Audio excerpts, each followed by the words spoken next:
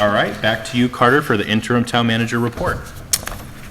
So on the projects, the library exterior paint project was completed and on budget. We do await the final punch list from the Director of Facilities.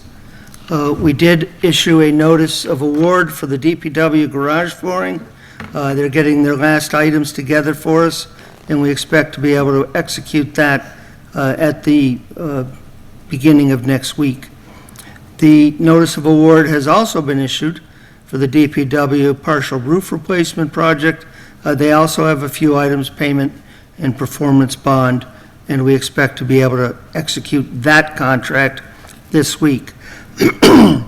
We did complete the paperwork for the sewer manhole rehabilitation project, and the vendor has been in contact with the DPW director to begin to identify manholes which they can hopefully get done before winter sets in, and then pick it up in the spring. The data collection services contract also was executed, and the principal assessor is preparing to give them a list of properties for their inspection. Library teen room bids were due yesterday. We got 4 bids. They were within budget. We had 120,000. The bid was 85. There was an ad alternate for 11. So we're checking references and concluding the paperwork on that.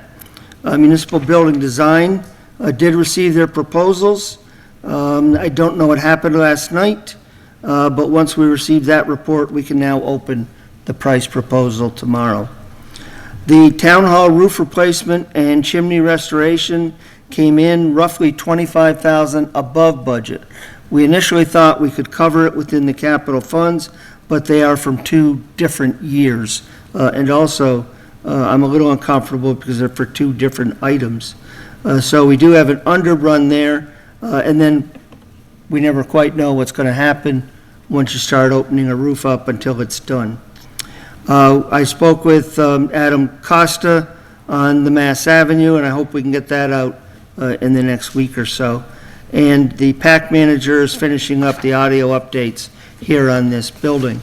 We do have Ritter Building, 2 projects are going out to bid tomorrow. One package is for the roof and trim, the other package is for the windows. We know we don't have sufficient monies, but we are getting those packages out to bid, and we'll see what happens. So unfortunately, the recruitment, the staffing's a little bit of one step forward. You just filled 1 position for us, and we thank you.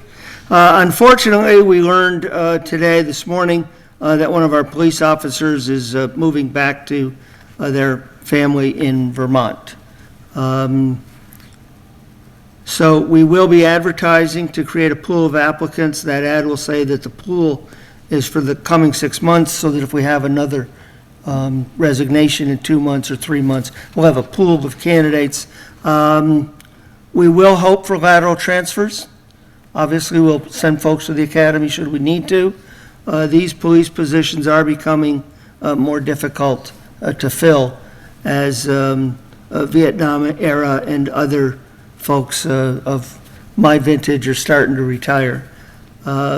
The PAC videographer remains available, and if you're watching this meeting and wonder what's behind it all, reach out, and perhaps you might be interested in working with them.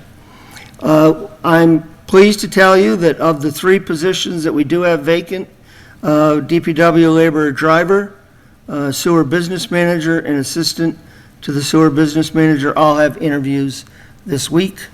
Please light a candle, say a prayer, whatever your particular faith is, because then that would really help bring to closure some of the vacancies we've had.